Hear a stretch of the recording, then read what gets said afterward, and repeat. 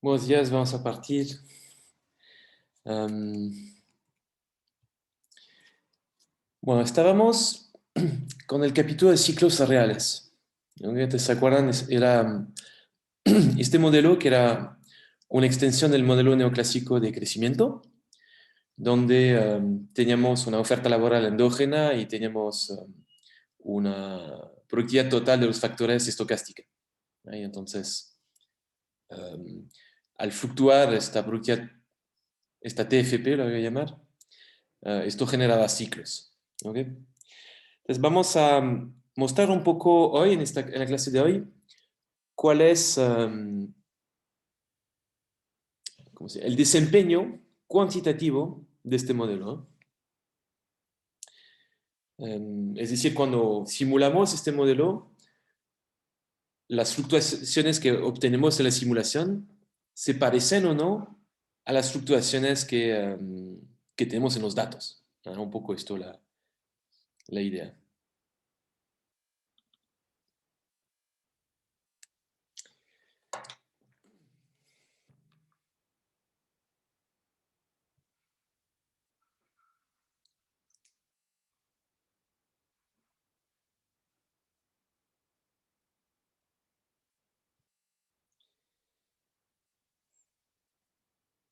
Y entonces,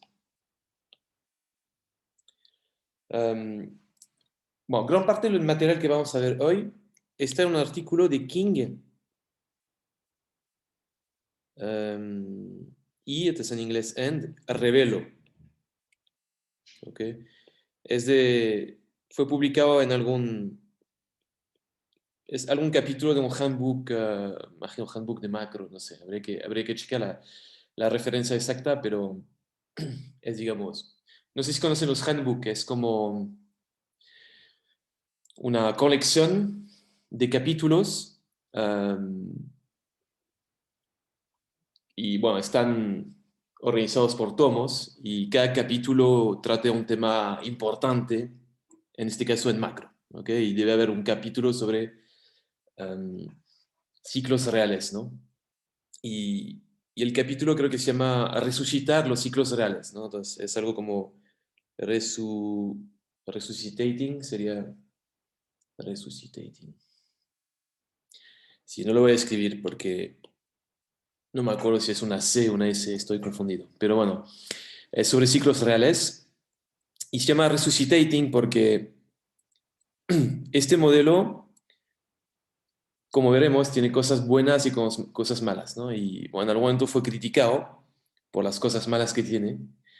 eh, y ellos muestran en este capítulo cómo uno puede mejorar las críticas que tiene. ¿Ok?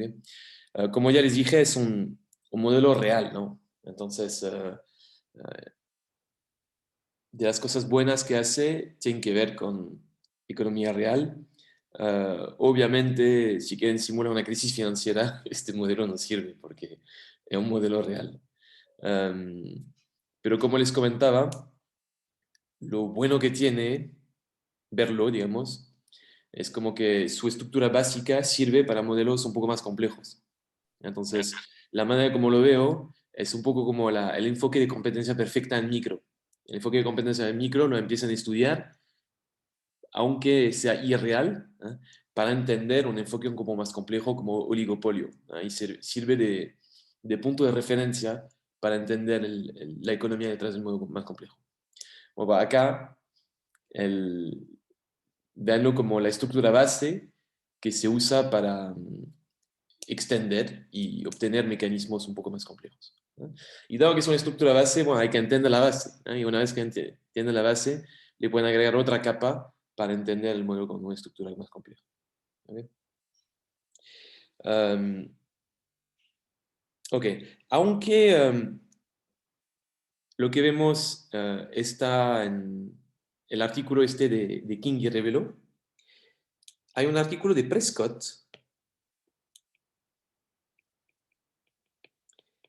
del 86 que ya empezó a hacer este tipo de análisis, o incluso antes, ¿no? Pero el artículo de Prescott se hacía la pregunta la que nos vamos a plantear, ¿no? si el modelo podía generar fluctuaciones adecuadas en agregados macro como el PIB, el consumo, la inversión, el empleo, etcétera, etcétera. ¿Okay? Y en esa época, la pregunta de Prescott fue un poco provocadora, porque entonces, el shock que tenemos en este modelo, el único shock, es un shock de TFP, ¿no?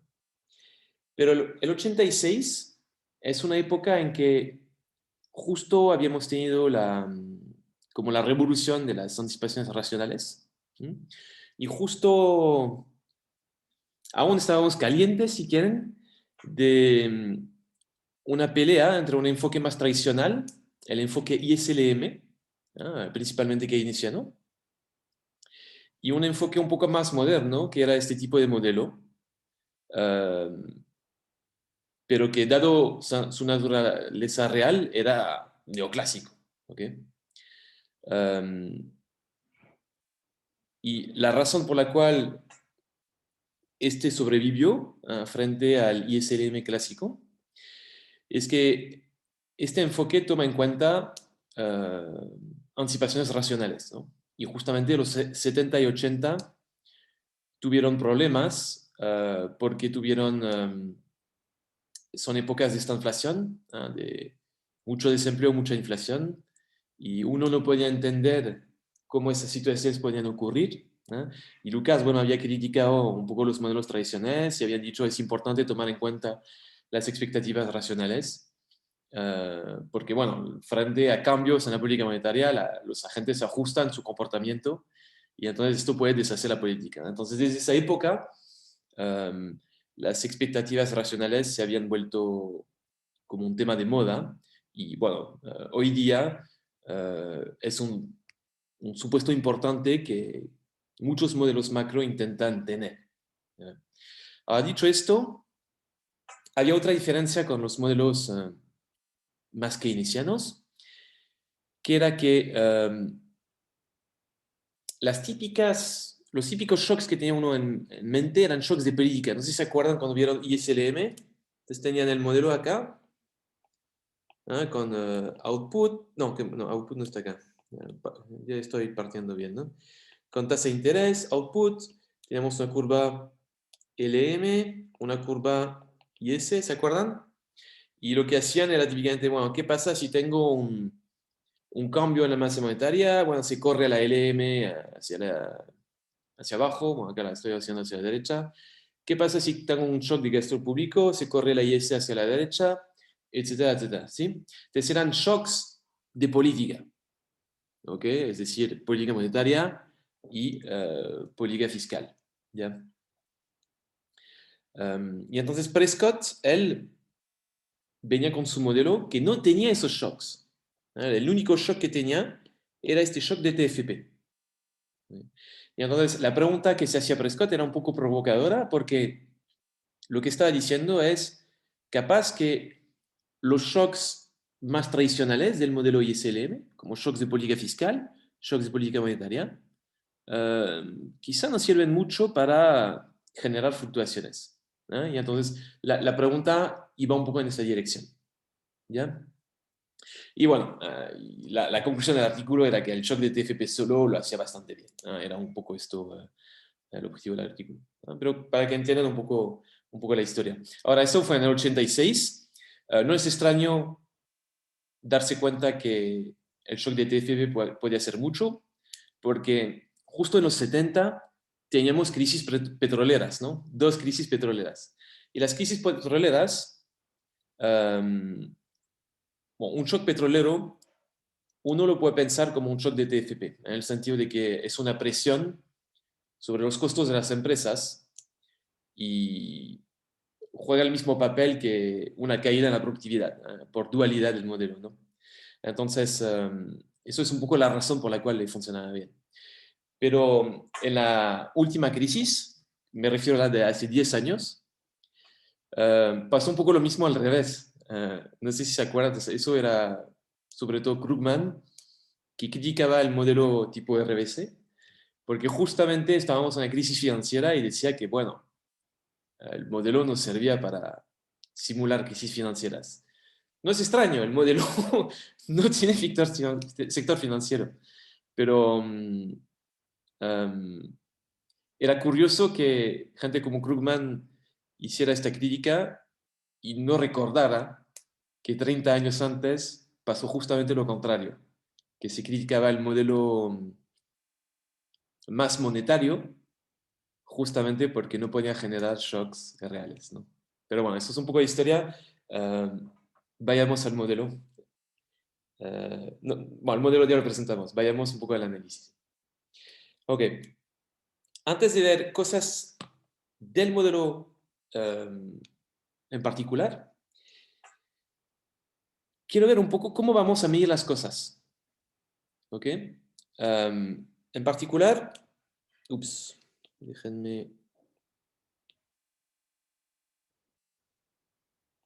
Un problema que tenemos en macro, pongo el tiempo acá,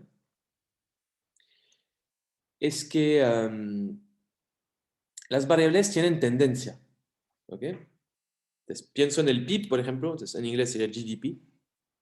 Típicamente, aunque fluctúe, siempre tiene este componente tendencial que lo lleva para arriba. ¿Ok? Entonces, acá estoy poniendo un invento mío de trayectoria del PIB, pero si graficara un gráfico del consumo, pasaría lo mismo. Uno de inversión también pasaría lo mismo. Cualquier agregado de producción suele ir para arriba. ¿Ok? Incluso variables como el empleo, dado que la población suele ir para arriba, somos cada vez más numerosos, esto hace que también tiene un componente de tendencia. Hay variables que por supuesto no lo tienen, antes, por ejemplo la tasa de desempleo, yo qué sé, la tasa de interés, a veces la inflación, depende un poco del país, pero no suelen ser más estacionarias. Pero muchas de las variables, sobre todo cuando nos preocupa la parte real del modelo, suelen tener un componente tendencial. ¿Ya? Este componente tendencial es un poco molesto, ¿ya? Porque hay algunos... Me, me impide hacer, por ejemplo, un análisis de volatilidad. ¿Ok? Entonces, quizá me gustaría saber si la amplitud de las fluctuaciones que genera el modelo es realista, ¿no? Y un estadístico básico que uno puede calcular para la amplitud de las fluctuaciones es como la desviación estándar, ¿no? Pero si le saco le calculo la desviación estándar a algo que tiene una tendencia, no tiene sentido, ¿no? Um, Habrán visto en econometría, me imagino, que si la serie no es estacionaria, la, la varianza, ¿cómo se llama esto? Poblacional se llamará, um, de, tiende a infinito, ¿no? Entonces, no tiene sentido calcularle la desviación estándar a una serie que tiene componente tendencial. Entonces, la solución por la cual hemos optado es simplemente sacarle este componente tendencial. ¿Ok? Entonces, por ejemplo, supongamos que ups, Y es el PIB. Entonces, un Y. Y sub T es el PIB, ¿no? Entonces, vamos a llamar I chico el logaritmo del PIB, ¿ok? ¿Ok? Tomo el logaritmo para que los números que vamos a calcular se interpreten en porcentajes. En particular, se van a interpretar en porcentajes de la tendencia. La idea es tener un método estadístico que permita descomponer esta serie de PIB entre lo que se llama un componente tendencial, que voy a llamar tau, y un componente cíclico, que voy a llamar C.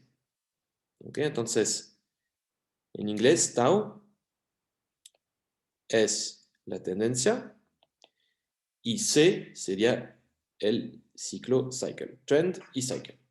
¿Okay?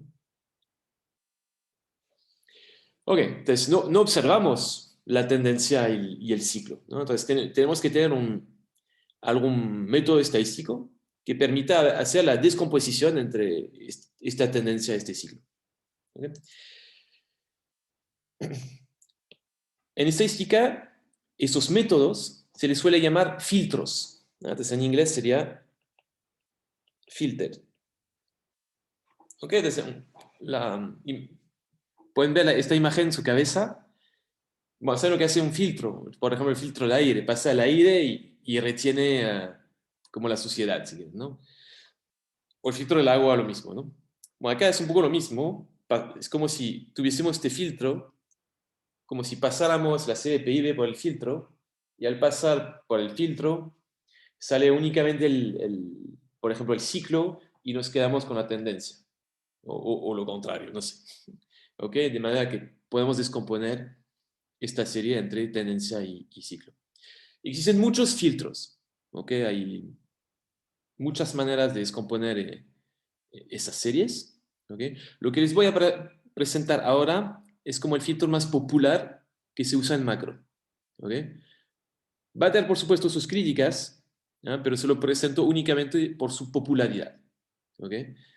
Existen otros filtros que quizá tienen también su valor, ¿eh? Pero vamos a ver el de hoy por su popularidad. Y entonces, este filtro se llama, el que vamos a ver, el filtro de Hodrick y Prescott.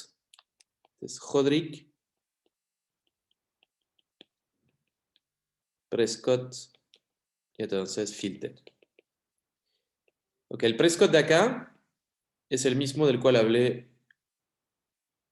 donde fue justo acá. Era el mismo Prescott que este de acá.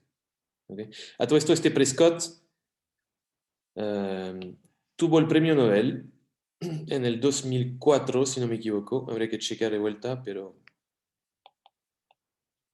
es Prescott. Voy a poner acá un punto de interrogación por las dudas, pero estoy casi seguro que es el 2004. Y tuvo el premio Nobel junto con Kydland. Kydland, un economista noruego, Prescott norteamericano. Y tuvieron el premio Nobel por distintas cosas. Entonces, bueno, ciclos reales es una de las razones. También ellos contribuyeron mucho a lo que el tema de la calibración, que es como pensar un poco cómo ponerle valor a los parámetros, evitando un poco cosas como la crítica de Lucas, cosas así, ¿no? Pero bueno, no voy a entrar en detalle, es por calibración también se les dio el premio Nobel. Ok, ¿en qué consiste este filtro de Hodrick y Prescott? ¿Ya? La idea es que al elegir el componente tendencial y el ciclo, vamos a minimizar un criterio. ¿Ok? El criterio se va a escribir de la siguiente manera.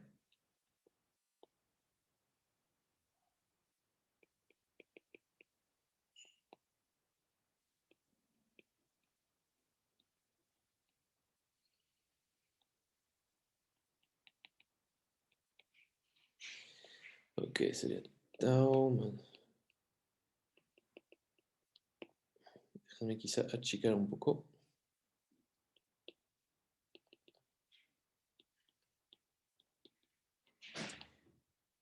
Y todo esto va a ser al cuadrado.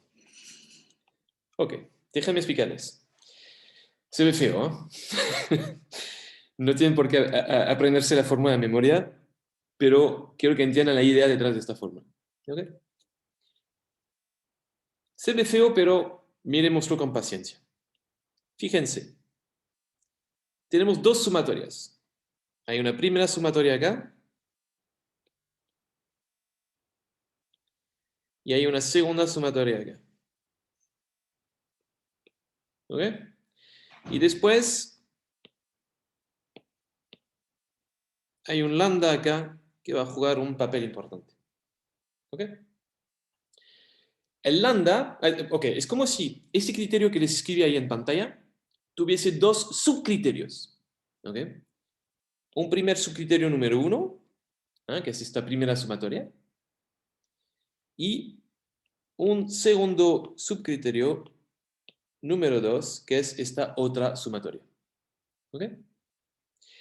Y lo que va a hacer el lambda, que tenemos justo acá, el lambda le va a dar importancia al segundo criterio sobre el primer criterio. Es como, el lambda es como la importancia relativa del segundo subcriterio respecto al primer subcriterio. ¿Ok? Entonces, por ejemplo, si elijo un lambda de 0, esto significa que el 2 no importa, ¿no? Entonces, bueno, lo voy a escribir en castellano, lo siento. Do not matter, ¿no? El 2 no importa. Y un lambda que tiene infinito pasa lo contrario. 1 no importa. ¿Ok? Y bueno, cualquier valor intermediario entre 0 e infinito nos va a llevar a una situación intermediaria y cuanto mayor es el lambda, más importancia le vamos a dar al segundo subcriterio sobre el primer subcriterio. ¿Ok? O sea, esto es como para explicar el lambda. ¿Ok? Ok. Ahora, los dos subcriterios, veámoslos por separado. Miremos primero el primer subcriterio. ¿Qué pasa si quisiera elegir una serie de ciclo-intendencia tal que quiero minimizar el ciclo al cuadrado? ¿Ok? Minimizo esto tal que, entonces, mi serie de PIB es la suma entre el ciclo y la tendencia. ¿Cómo podría resolver este programa de minimización? Entonces, ¿cómo puedo elegir mi serie estadística de tendencia y mi serie estadística de ciclo tal que minimizo la suma de los componentes cíclicos al cuadrado? A todo esto no lo he dicho que era el T mayúscula que tenemos acá, pero este T mayúscula es nada más que cuántos datos tenemos en la base de datos. ¿Okay? Entonces tenemos T mayúscula datos. ¿Okay? Un poco eso ahí. ¿Cómo podría resolver este problema de minimización? ¿Alguien tiene alguna idea? Dejamos CT igual 0 y hacemos tau T igual a IT en todos los periodos. Fantástico, Leonor. Fantástico. Efectivamente, la solución a esto es C sub T es igual a 0. ¿Ok? Es fácil verlo, ¿no? C sub T al cuadrado. Si pongo C sub T acá, C sub T al cuadrado. Si tengo el 0 acá, tiene esta pinta. ¿Sí? Entonces, si quiero minimizarlo, tengo que, fijándolo en 0, puedo obtener el mínimo. Me imagino que es el razonamiento que siguió Leonardo. ¿Ok? Entonces, la solución, si quiero respetar únicamente el primer criterio, es fijar el C sub t igual a 0. Así es simple. Muy bien, León. Déjame borrar esto. ¿Qué significa que C sub t es igual a 0? ¿Qué va a pasar con mi componente tendencial? Es fácil, ¿eh? Estamos diciendo, este de acá es 0. Por lo tanto, esto implica que mi componente tendencial va a ser igual a mi dato. ¿Ok? Así de simple. ¿Ok? Entonces, como para volver a mi serie de PIB que tenía, ¿dónde? Acá. ¿Dónde está? Acá tengo mi serie de PIB inventada. ¿Eh? Esta serie de PIB, si le quiero sacar el componente tendencial, es fácil. Sería lo mismo que la línea negra. Entonces sería... Bueno, tiene que estar confundido. No lo hice tan mal. Esto sería mi componente de tendencia. Así de simple. ¿Ok? Conclusión. Si tuviésemos que dar una intuición detrás del primer subcriterio, diríamos que el objetivo es que la tendencia siga la evolución de los datos. ¿Ok? Entonces lo voy a poner acá. La tendencia sigue la evolución de los datos. ¿Ok? Así de simple. Tiene sentido. Volviendo a este gráfico, No quiero un componente tendencial que vaya así, estamos de acuerdo. Quiero algo que siga la evolución de los datos. ¿Okay? Y esto, el subcriterio número 1, es lo que quiere hacer. ¿Ya? ¿Ok? Estamos con el subcriterio 1. No sé si alguien tiene una duda. Quizás fui rápido sin darme cuenta. Suele pasar a menudo. Nadie tiene duda, entonces voy a seguir. Vamos a ver ahora el subcriterio número 2. Fíjense, el subcriterio número 2 también no es lindo, ¿no? Pero lo vamos a ver un poco más en detalle. ¿Cuál es la intuición detrás de este subcriterio número 2?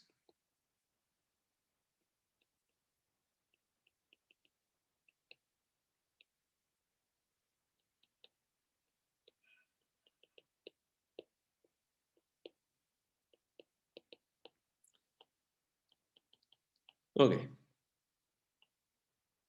Sería todo esto al cuadrado. Entonces, ¿qué es esto? Primera cosa, acuérdense que le tome el logaritmo a la serie de PIB. ¿Ok? Entonces, todo esto son como logaritmos. ¿Ok? Es lo que hay que pensar. ¿Ok? Entonces, primera pregunta que les hago. Sabiendo que estoy hablando de logaritmos, si recuerdan sus clases de econometría,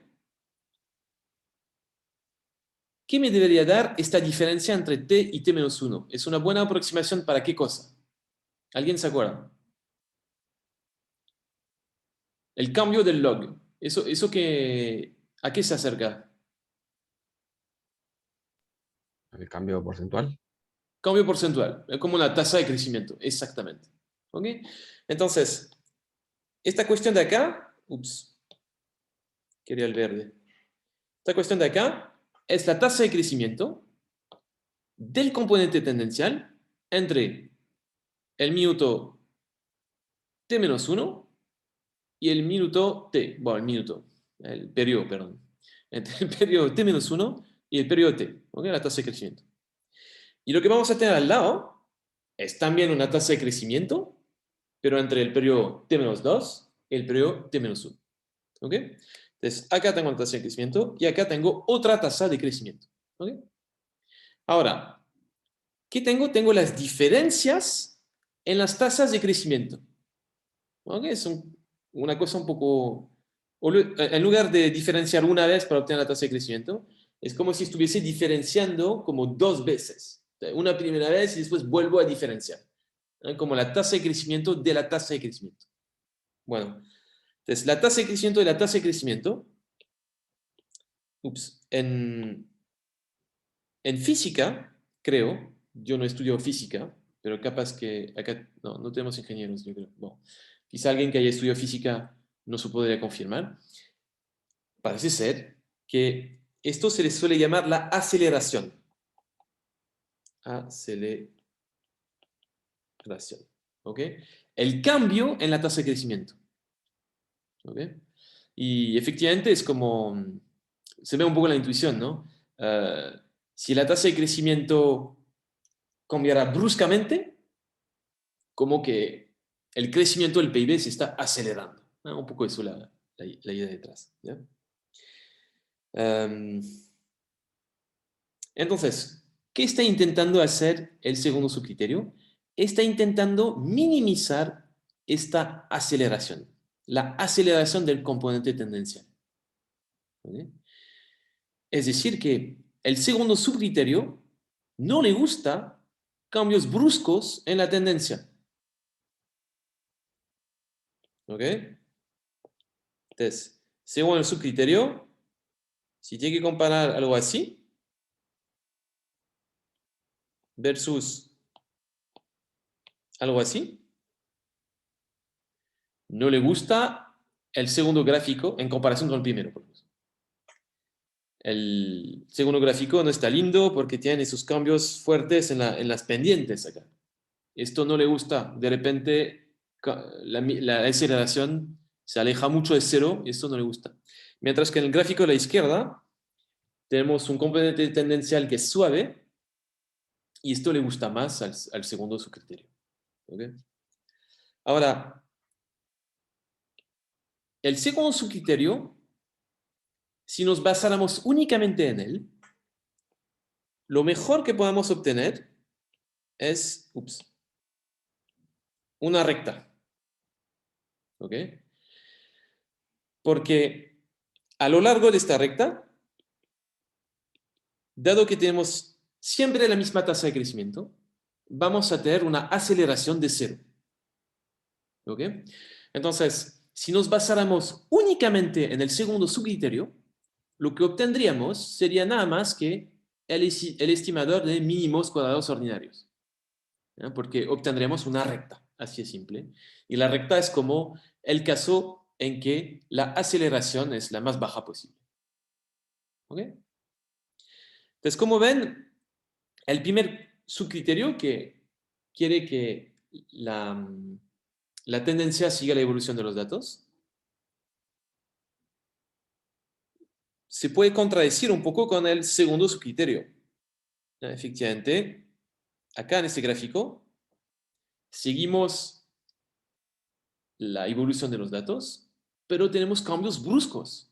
Efectivamente, todos esos, como se dice, bumps, el hecho de que vayamos para arriba y para abajo, cada periodo, esto no le gusta para nada al segundo subcriterio. ¿Okay? Y entonces, si combinamos ambos subcriterios, podremos tener algo del estilo así, invento. ¿Okay? Donde intentamos seguir la evolución de los datos sin tener cambios bruscos en la tendencia. ¿Okay? Entonces, obviamente,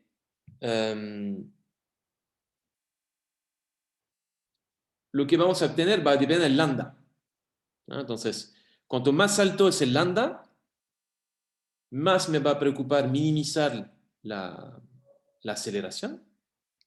Y cuanto más bajo es el lambda, más me va a preocupar seguir la evolución de los datos.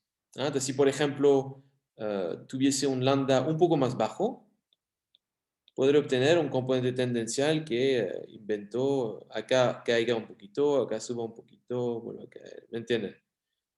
Que se acerque un poco más a la evolución de los datos.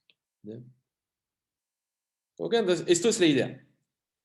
Este filtro que elige una serie de tendencia y una serie de ciclo de manera a minimizar este criterio, intenta seguir la evolución de los datos según el primer subcriterio y minimizar a la vez todo lo que pueda la aceleración segundo subcriterio.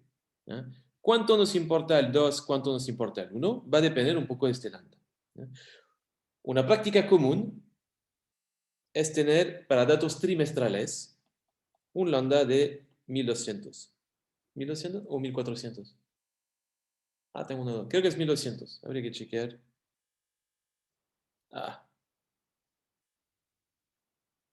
Bueno. 1400 no estaríamos lejos del 1200. Ok, ¿por qué 1200? Es porque con este lambda podemos reproducir las fechas de recesión y de expansión que se han documentado. ¿Ok? Entonces, típicamente,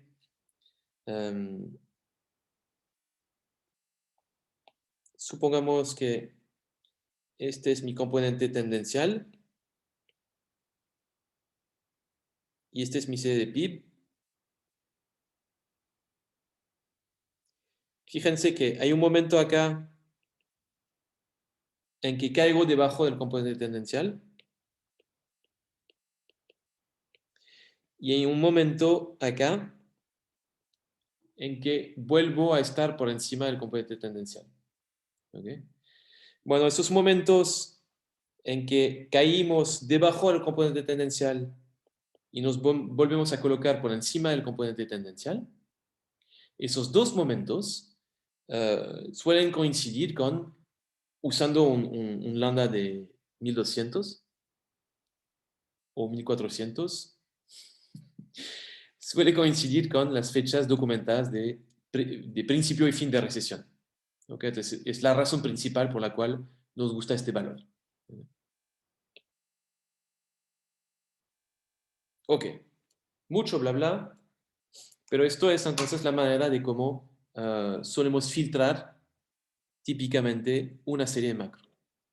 ¿Ok? Entonces, lo que vamos a hacer en el resto de la clase es, bueno, yo, no lo hice yo, lo hicieron King y Revelo, pero sería, por ejemplo, tomar los datos, aplicarle el filtro y calcular estadísticos únicamente sobre el ciclo. Olvidarnos por completo del componente tendencial. Entonces, por ejemplo, se calculan, yo qué sé, volatilidades, puede ser la desviación estándar, se pueden calcular persistencia, se puede calcular prociclicidad de los agregados, es decir, cómo se correlaciona con el PIB, etcétera, etcétera. ¿Ok? Entonces, lo que les propongo, estimados, es hacer una pausa ahora, ya que les he explicado cómo funciona el filtro, y vamos a ver un poco más de datos ahora y ver un poco cómo el modelo lo hace en comparación con los datos, si les parece. Entonces, vamos a hacer una pausa de 5 minutos. Mi reloj está en la 9:08. Volvemos a las 9:13 o 14, según lo que nos reserva el futuro. Ya. Hasta luego.